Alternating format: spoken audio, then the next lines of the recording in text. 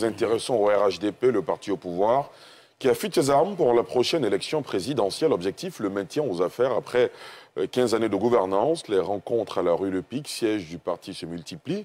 Pour peaufiner les stratégies et coordonner les moyens politiques, plusieurs coordonnateurs régionaux du RHDP parcourent le pays pour rappeler le bilan de leur champion, le président Ouattara, mais aussi conquérir de nouveaux électeurs. D'ailleurs, le président Ouattara a convoqué son état-major demain au Sofitel Abidjan, Hôtel Ivoire, pour une rencontre qui peut être déterminante, selon certains observateurs, pour la prochaine présidentielle. Messieurs, avant d'évoquer la stratégie du parti au pouvoir à un an de la présidentielle, je vous propose de voir ce sujet de Pierre Dipromella. J'y suis, j'y reste. Cette citation prêtée au général français Marc Mahon va certainement guider le RHDP à la présidentielle de 2025. Même si le candidat n'est pas officiellement connu, le parti au pouvoir est en croisade pour son maintien aux affaires après 15 ans de gouvernance de la Côte d'Ivoire. Premier argument, l'embellie économique que connaît le pays depuis 2011, date de l'accession au pouvoir du président Ouattara, président du RHDP. À quelques mois de l'échéance, le terrain politique est en ébullition. Et le Rassemblement des eaux-fouettistes pour la démocratie et la paix n'entend pas se laisser déboulonner, comme scandé par les partis d'opposition qui multiplient les appels au rassemblement. Des rencontres régulières se tiennent à la rue Le Pic, siège du parti, pour accorder les violons sur la stratégie d'une victoire en 2025. Les dernières semaines, des hommages au président Alassane Ouattara sont constatés dans toutes les régions du pays, ce qui participe à la stratégie de mobilisation des participants d'une part, mais surtout rappelle le bilan de la gouvernance. Les coordonnateurs principaux des régions ainsi que les structures du parti, son parcours et agglomération mais aussi les hameaux pour convaincre de nouveaux majeurs à s'inscrire sur la prochaine liste électorale pour leur compte. L'enjeu est important, l'environnement politique en mutation. Le défi du RHDP sera de prouver son maillage et son ancrage à l'échelle nationale.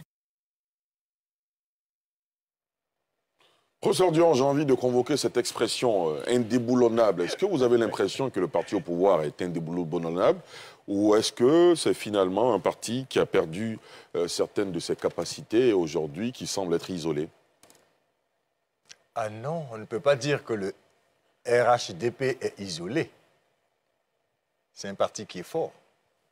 Il faut le reconnaître. Est-ce qu'ils sont indéboulonnables? Je ne sais pas si on peut dire qu'un parti peut être indéboulonnable. Tout dépend de la force qui vient en face. C'est cela. Évidemment, si la force qui vient en face n'est pas capable de déboulonner, le parti est en place. Donc, quand nous regardons aujourd'hui, pour ce que nous voyons à l'instant où nous parlons, je ne vois pas la force qui est capable de déboulonner le RHDP à l'instant où nous parlons. Il y a encore un an à venir. Ça, c'est le premier point. La deuxième chose, c'est que j'ai envie de parler du président Ouattara. Allez-y. Qui est le leader du RHDP. Parce que son leadership impacte forcément l'organisation de son parti et tout le reste. Et ce n'est pas facile à entendre quand on est opposant. Mais nous faisons notre travail d'éclairer les gens. Après, ils comprendront. Cet homme-là, le président Alassane Ouattara, si j'avais quelque chose à dire de lui, je dirais la même chose que Nobu saura de quoi je parle, ce que Machiavel dirait de son modèle à lui, César Borgia. Machiavel dit, Borgia est un homme victorieux et redoutable, sans parler de la chance qui ne cesse de l'assister. Je dirais la même chose d'Alassane Ouattara. Il est victorieux. Tous les éléments sont là. Il est redoutable politiquement. Personne ne peut en douter. Et il y a la chance qui l'accompagne. Quand, par exemple, il fait sa canne, il a la chance de remporter sa canne. C'est ça qu'on appelle la chance. Quand on a mis tout ça... J'ai dit la fortuna. La fortuna, comme on dit. Quand on rassemble tout ça, c'est un leader organisé. Il est méticuleux et il est le maître du jeu. Quand je dis qu'il est le maître du jeu, c'est lui qui choisit ses moments et ses dates. Quand on dit est-ce que le président va dire qu'il est candidat ou pas, c'est lui qui va choisir le moment où il va dire qu'il est candidat. De la même manière, c'est lui qui va disposer ou redisposer ses troupes pour son leadership de conquête. C'est le travail d'un leader. Et c'est ce qu'il va faire certainement le lundi. Il va parler à ses troupes, il va les disposer ou les redisposer, parce que c'est lui qui a l'objectif en vue. Tant qu'il n'a pas dit qu'il n'est pas candidat, il est candidat.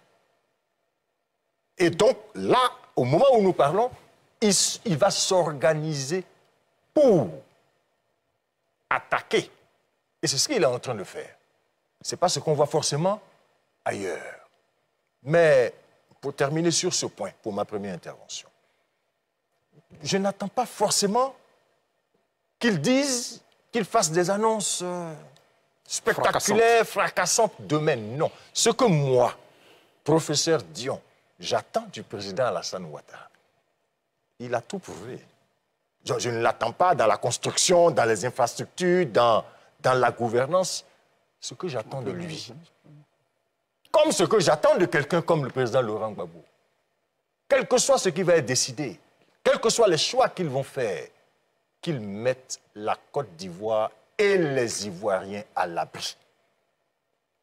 À l'abri du djihadisme, à l'abri du poutinisme ambiant en Afrique de l'Ouest, à l'abri de la violence, de la guerre, qu'ils nous mettent à l'abri des difficultés de ce panafricanisme qui nous fatigue actuellement.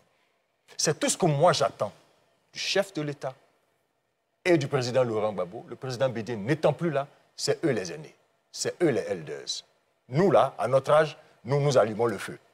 Eux, à leur âge, en tant que elders, eux, ils éteignent l'incendie. C'est tout ce qu'on peut souhaiter et je pense que le RHDP se prépare à aller à ces élections et il faut que les autres en fassent de même. Bien sûr. Professeur Nobou, quelle lecture faites-vous de la stratégie du parti au pouvoir? Je pense que le parti au pouvoir va à une forme de synchrone. Ils ont un chef d'orchestre qui va les appeler, il va donner les instructions, j'allais dire les symphonies, ce qu'il faut que chacun joue. Et s'ils savent organiser leur affaire, ils sont... vous parlez de boulonnable, je ne parlerai pas de ça.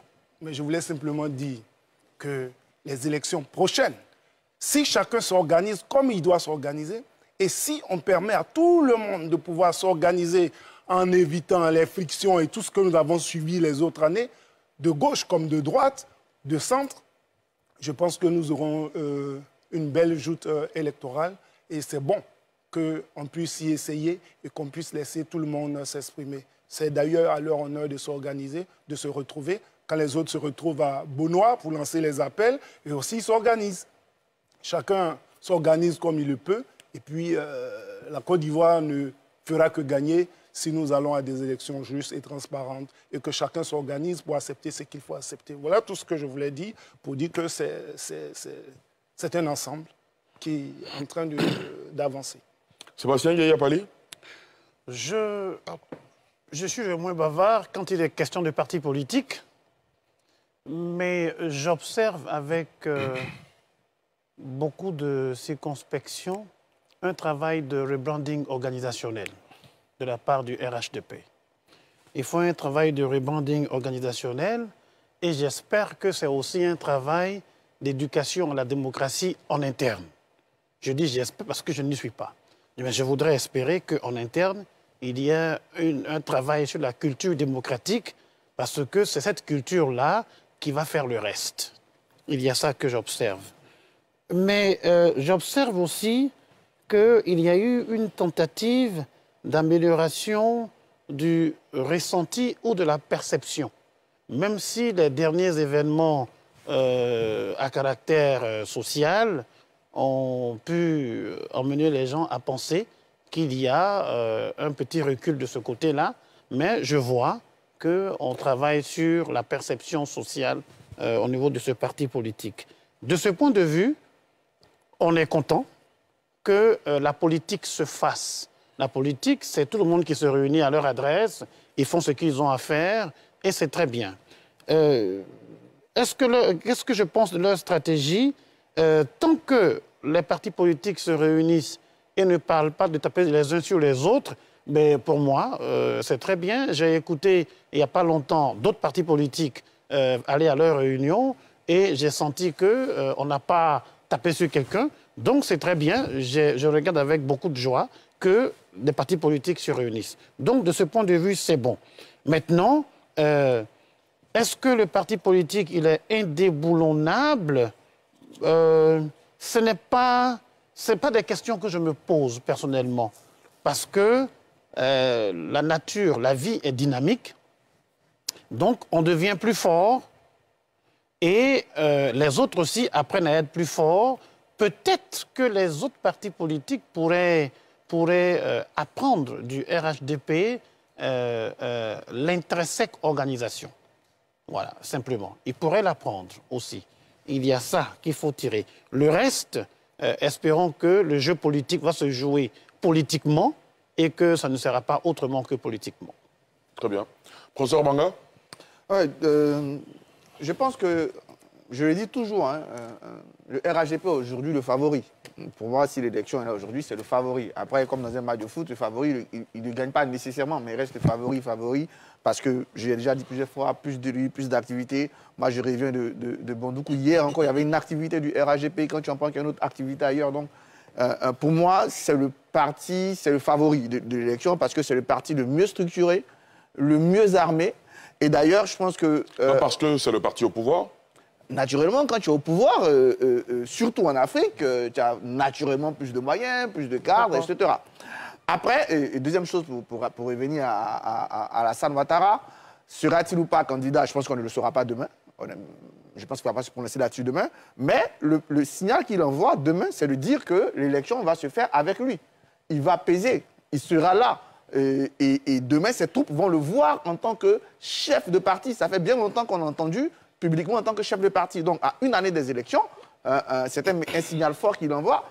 Et en convoquant les coordonnateurs régionaux, on voit bien que, et ça se sent depuis avec les tournées hommages, on sent qu'il va mettre l'accent sur une sorte de régionalisation de la campagne. Ça sera un aspect très important, à demander à ses cadres, à ses représentants d'aller parler, mais aussi d'aller entendre ce que les gens veulent, pour pouvoir remonter, préparer sans doute le programme, la stratégie de campagne, etc.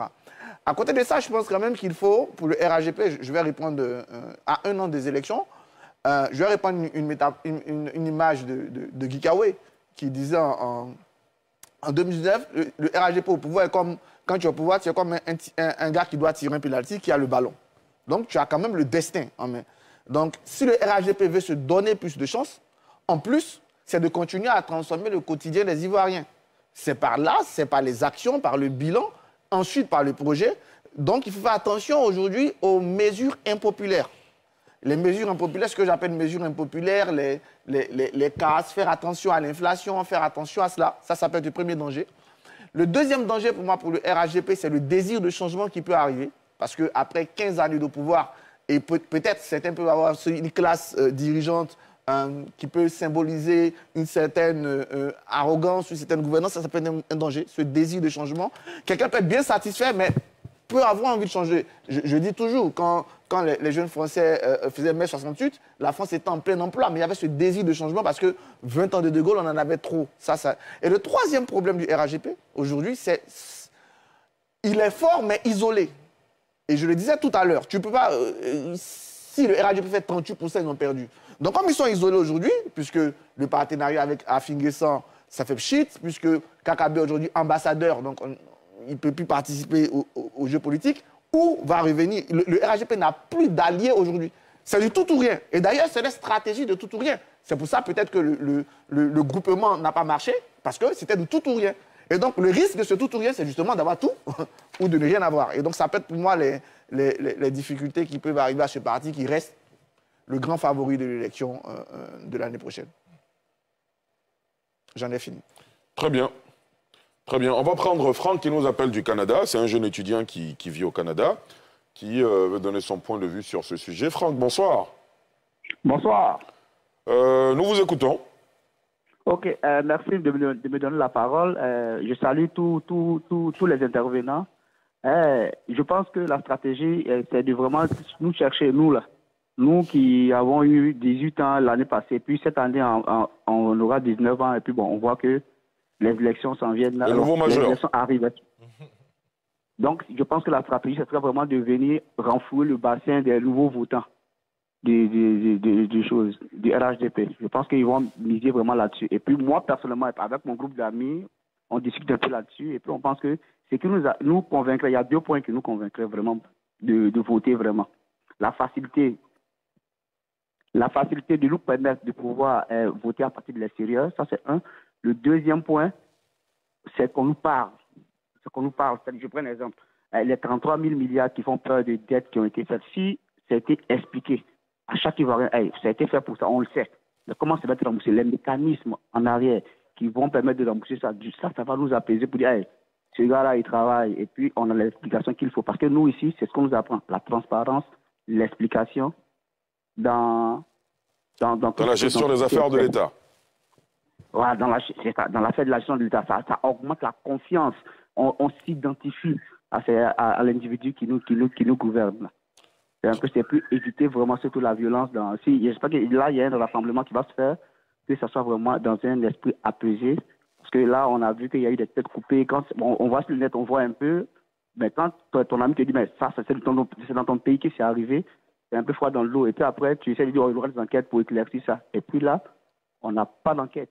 C'est comme, waouh.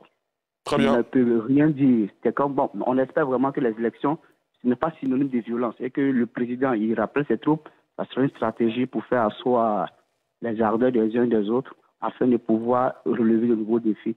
Ils sont comme nous là, comment venir nous chercher pour renflouer les rangs du parti au pouvoir ou aller voir ailleurs, bien sûr. D'accord. Donc, voilà un peu. Merci beaucoup, Franck, de nous avoir appelés depuis le Canada. On retiendra de votre intervention que les nouveaux majeurs, j'ai pas envie de dire sont déboussolés, mais en tout cas, ils attendent des signaux forts de la part des partis politiques. Et puisqu'on parle du parti au pouvoir, il a dit lui-même, ils attendent également beaucoup plus de transparence, surtout pour ceux qui sont éduqués à la culture européenne ou occidentale, où il y a beaucoup plus de transparence dans la gestion des affaires de l'État. Alors, Yacouba Doumbia, la stratégie du parti au pouvoir.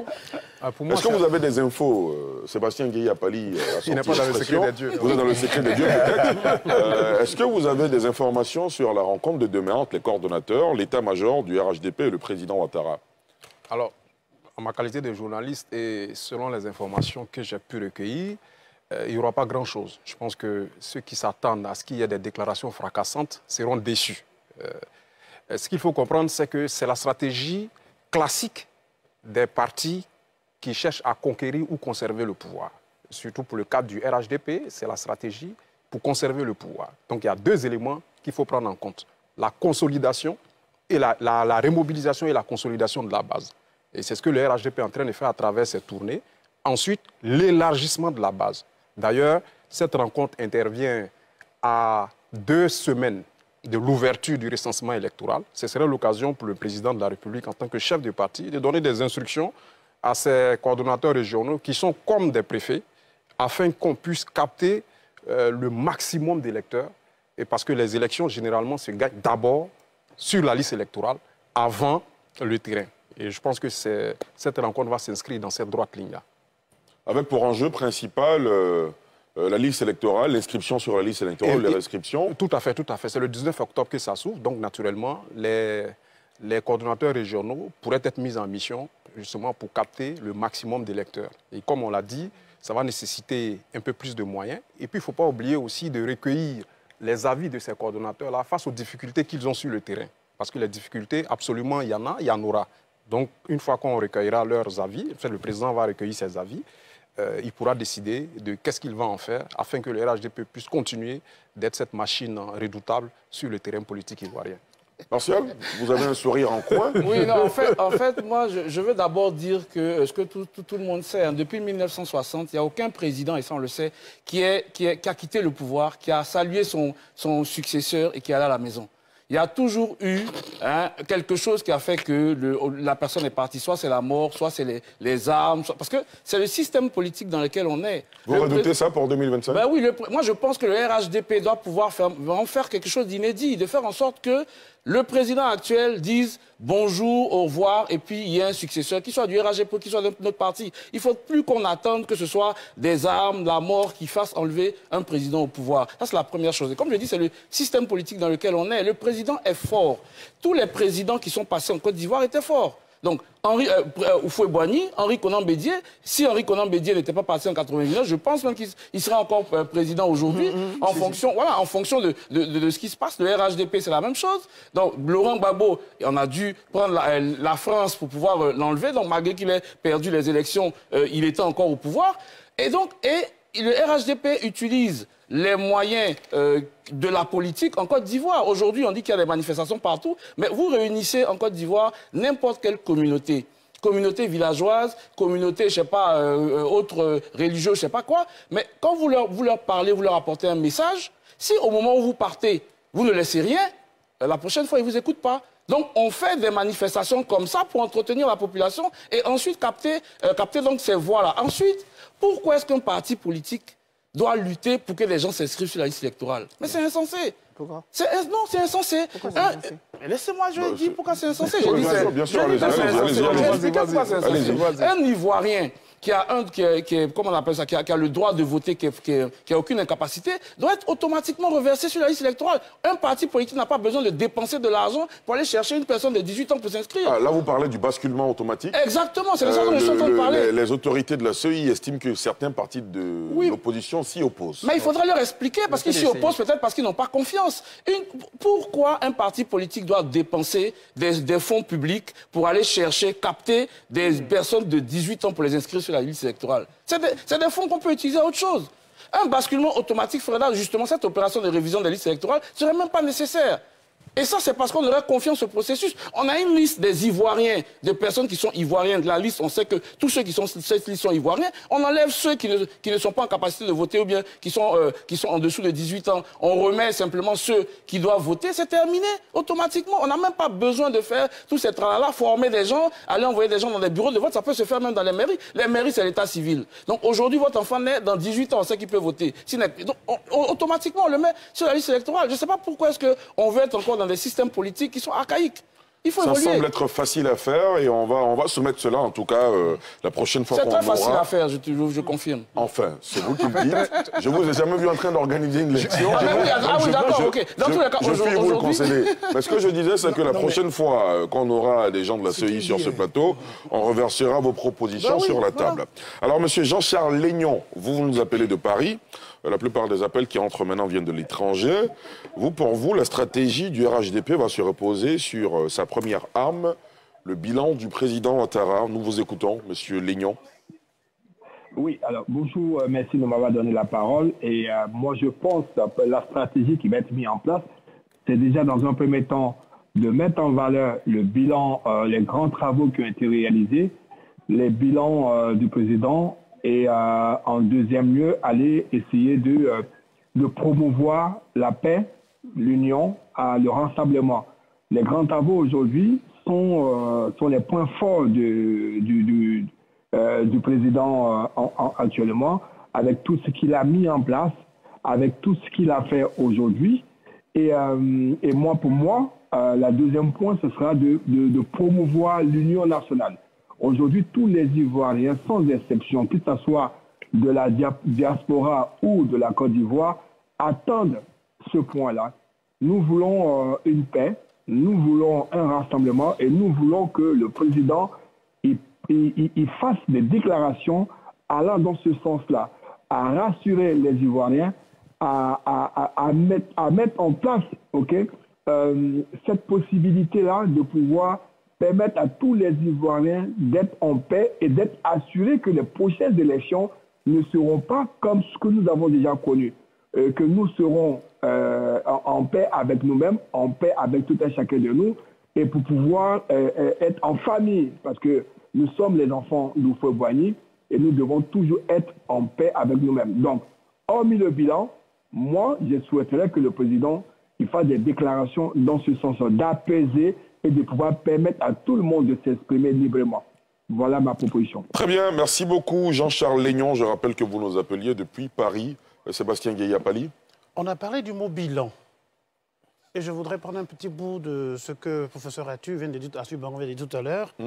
Il faudrait, sur le plan stratégique, se souvenir de la sympathique et exceptionnelle campagne de communication du chef de l'État, quand il était candidat. Vous parlez de la période 2009-2010 2010. Il y avait cette anaphore. L'anaphore, c'est la répétition. Voilà. Solution. Ne donne pas ta voix à. Ne donne pas ta voix à. Ne donne pas ta voix à. Il faut que dans la stratégie, l'étude de l'impact de la mise en œuvre de son programme réponde à cette anaphore. Ne donne pas ta voix à la vie chère. Ne donne pas ta voix à la corruption. Ne donne pas ta voix à ceci. Il va falloir dans la stratégie prendre cela en compte pour répondre à ces questions qui ressemblent à des chapitres sur lesquels le chef de l'État et ses experts partis politiques ont voulu travailler au niveau. Parce que, j'espère me tromper, mais le bilan n'est pas seulement infrastructurel. Il ne devrait pas l'être, parce que simplement, il y a eu des promesses et des actions qu'on a voulues. Donc, s'il y a des infrastructures, c'est bien, mais cette communication était tellement bien faite qu'elle continue de résonner. Voilà. Très bien. Oui, Yacouba Doumbia. Alors, je vais réagir rapidement sur deux choses. En ce qui concerne le basculement, je pense que moi, j'ai mené la réflexion. Quand bien même les partis politiques, certains partis politiques ont refusé le basculement. Alors, quand on fait le basculement, comment on arrive à déterminer le lieu de vote, sachant que les mouvements, parce que ce n'est pas comme en Europe, je sais que vous vivez là-bas, là-bas, les mouvements sont beaucoup contrôlés. On peut déménager, pour déménager, par exemple... Oui, l'adressage est très adressé.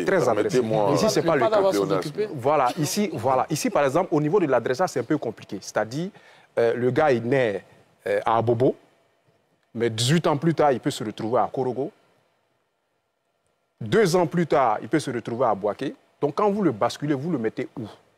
C'est la grande difficulté qu'il y a. Mais après, ça peut être un débat qu'on peut mener ultérieurement. Maintenant, en ce qui concerne les réponses aux préoccupations que M. Apali a soulevées. Non, ce n'est pas des préoccupations. En fait, bon, pas des préoccupations. Des observations. Des observations. Ne donne pas ta voix à, ne donne pas ta voix à.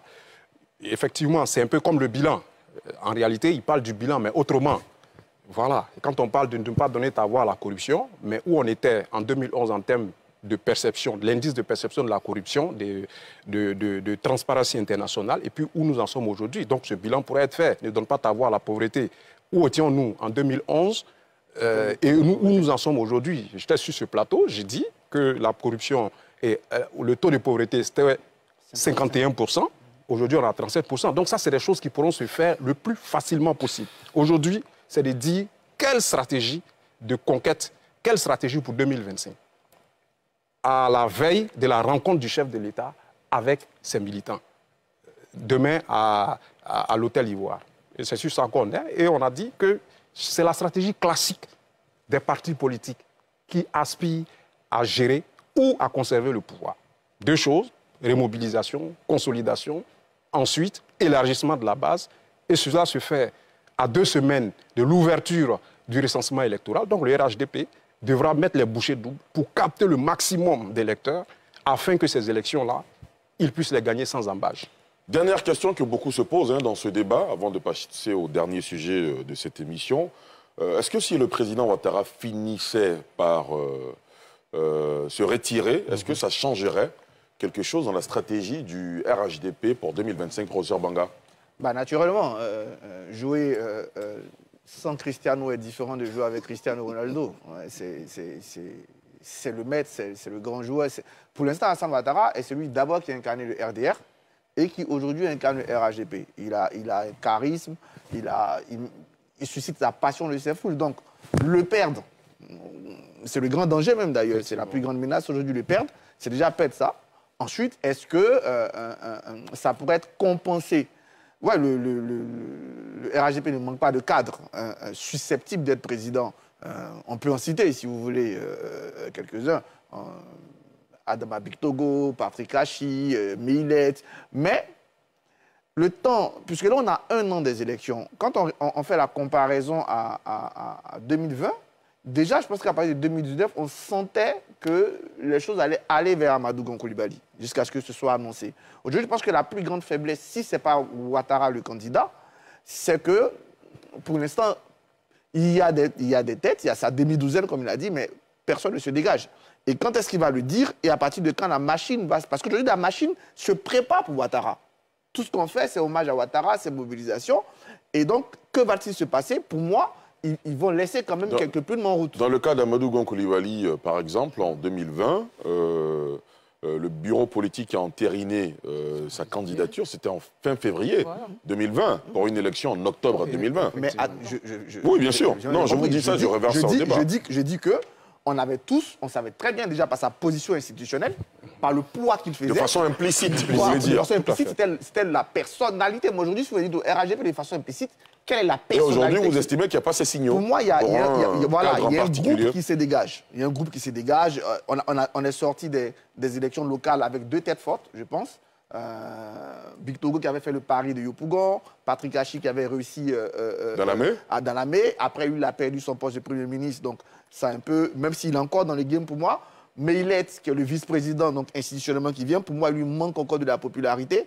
Parce que je pense que les Ivoiriens ne le connaissent pas assez. Donc, parmi tout cela, chacun a ses forces et ses faiblesses. Alors que Ouattara, lui, sa seule faiblesse, à la limite, c'est que ça va créer un gros débat sur encore ces mandats infinis.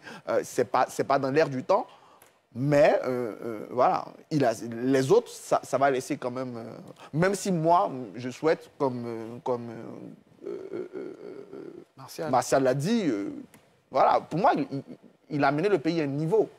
Voilà, peut-être que ce serait bien que d'autres personnes essaient.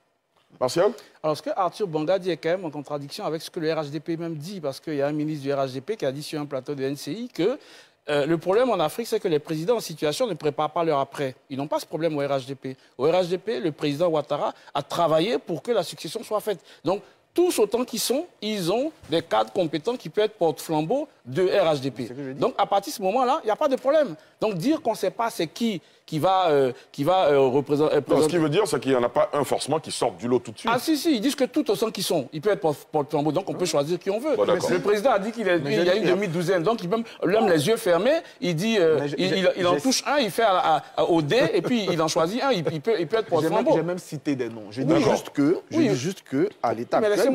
Professeur Banga, on le laisse terminer. Allez-y, terminez. Donc à partir de ce moment-là, on ne peut pas dire qu'il n'y a personne. Le président Ouattara lui-même... Non, il n'a pas dit qu'il n'y avait personne. Lui-même, il a dit qu'en 3 mois, il ne pouvait pas préparer quelqu'un comme il a préparé en 3 ans Amadou Gon. Ça fait aujourd'hui 4 ans qu'il est au pouvoir depuis 2020. Hein, il peut trouver une personne pour pouvoir le remplacer en 2025. Voilà. D'accord.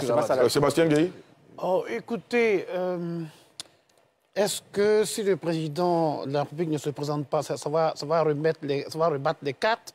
Oui, ça pourrait rebattre les cartes. Déjà chez lui-même, ça pourrait rebattre les cartes, parce que si la machine se réunit autour de lui, naturellement, si ce n'est pas lui, il va falloir refaire quelque chose déjà en son sein. Maintenant, naturellement, ça va avoir une influence sur le débat politique, sur la scène, donc ça a forcément un impact. La magnitude de l'impact, je ne sais pas, mais en même temps, je voudrais peut-être m'inquiéter qu'il n'y ait pas de transfert de compétences en général dans les organisations qui sont les nôtres, parce que est-ce que c'est un problème de culture?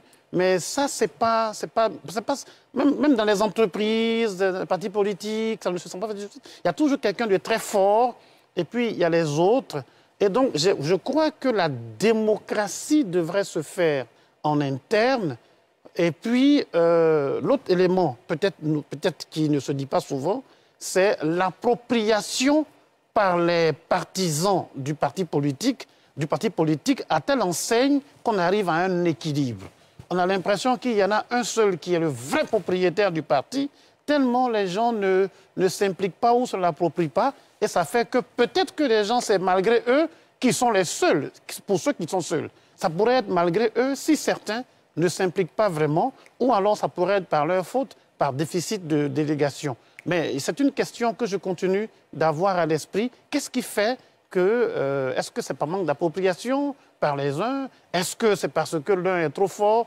Mais il y a un travail à faire sur ce point-là pour que les choses s'équilibrent, pour que les plans A et les plans B existent et qu'on ne soit pas souvent en crise. Et que, pour terminer, celui qui a la tête ne soit pas obligé de se sentir convoqué par les éléments, par l'histoire ou par des faits.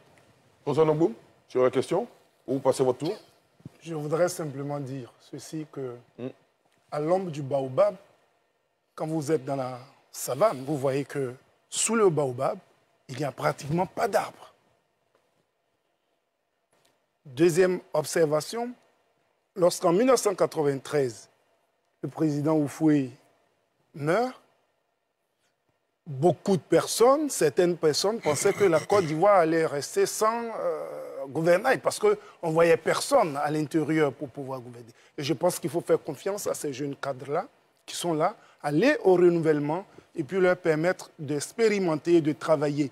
Lorsque vous êtes au pied du mur, celui qui ne sait pas nager, par exemple, tant que tu ne plonges pas dans l'eau, tu n'apprendras jamais à nager. Ils ont les compétences, ils ont les capacités, il faut simplement leur permettre de pouvoir déployer aussi ce qu'ils ont. Pour revenir Sauf que là, c'est une question de pouvoir. Et lorsqu'on parle du pouvoir, il faut prendre l'élément important pour soi qui permettra de conserver le pouvoir. Est-ce que cet élément-là, c'est lui qui draine toute l'équipe? Donc je pense que c'est une stratégie politique pour pouvoir avancer. Vous ne mettrez jamais dans une équipe comme celle dans laquelle se trouvait Messi. Non, Cristiano, s'il vous plaît. Mais pourquoi vous ne voulez pas que je parle de Cristiano? C'est quand même la liberté, allez-y. Dans les années Drogba, vous ne mettriez pas Drogba dehors et puis permettre à cette équipe de jouer. Vous voyez, donc permettez donc à Messi de pouvoir jouer et puis on a... Là, je vous arrache la parole. Yacouba Doumbia, allez-y. Alors, je vais faire un peu comme le professeur Dion. Avec des images? Oui, avec des images. Allez-y. Un sage a dit... C'est un exercice pas facile. C'est un exercice pas facile, mais je vais faire comme lui. Allez-y, allez-y. Un sage dit qu'il faut fuir 3 types d'organisations. Une organisation sans tête, une organisation avec plusieurs têtes et une organisation dirigée par des personnes émotives. Quand vous finissez de planter ce décor, vous comprenez la réaction ou l'organisation, l'architecture du RHDP. Nulle part au monde, tu ne vas être un chef. Essayer de mettre en place un système qui fait émerger en même temps que toi un certain nombre de leaders et espérer diriger tranquillement. Donc, ce qui se passe au RHDP, c'est la forme de toutes les organisations mises en place. C'est comme ça que ça fonctionne. Donc, il ne faudrait pas que ça soit perçu comme une forme de dictature. Ce n'est pas de la dictature, c'est comme ça. Personne ne veut qu'on lui dispute une portion de son pouvoir dans une organisation. Ça, c'est d'un. De deux, en ce qui concerne la préoccupation relative à l'hégémonie ou du président de la République, en ce qui concerne le fait que si le président... Son retrait potentiel pourrait avoir un impact sur les RHDP, oui, ça pourrait avoir un impact. De toute façon, quand il s'est retiré, qu'il a décidé de mettre Amadou Gon là, il y a eu quand même quelques bisbilles. D'où la nécessité, justement, de renforcer l'appareil. Si l'appareil est renforcé, quel que soit celui qui viendra, il y aura cette union, il y aura cette synergie autour de la personne. Et c'est ce qui est en train d'être fait au RHDP. Professeur Banga, vous avez 30 secondes. D'accord, je veux dire, même exceptionnellement. Dans ce système-là aussi, n'oublions pas qu'il sera encore là. Ouais.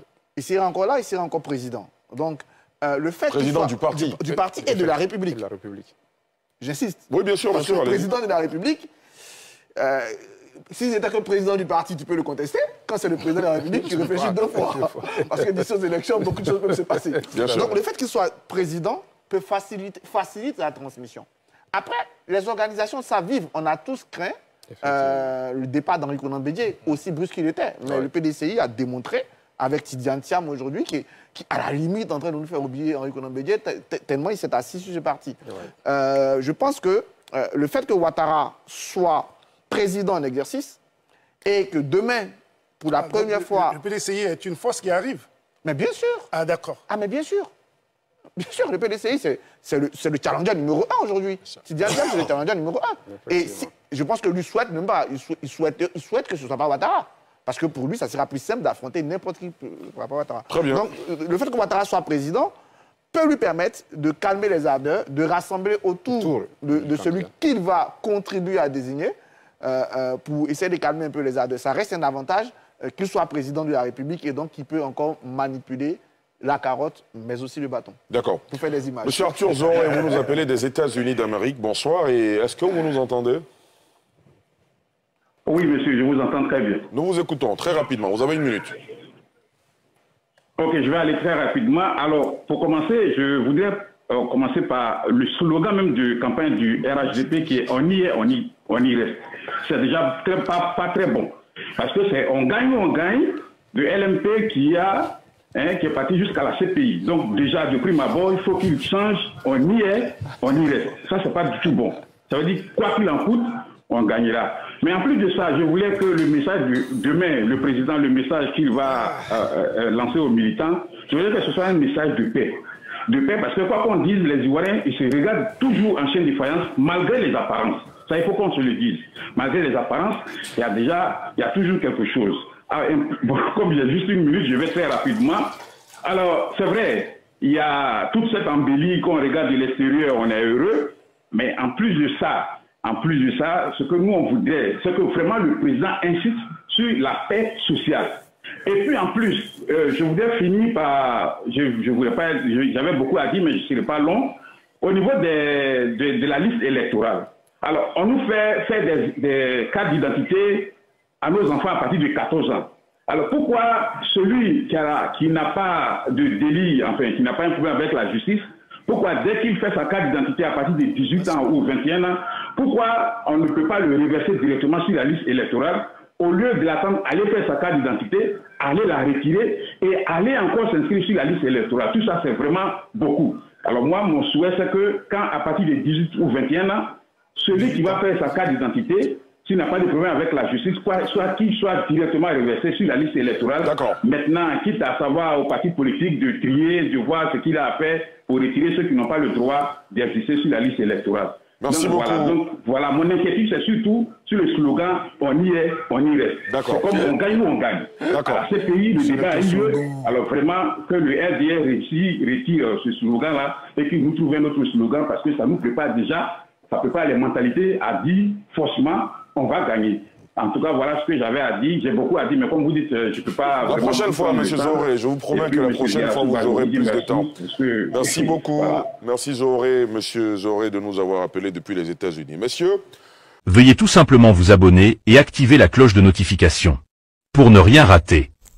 Retrouvez Africa sur YouTube, Facebook, TikTok.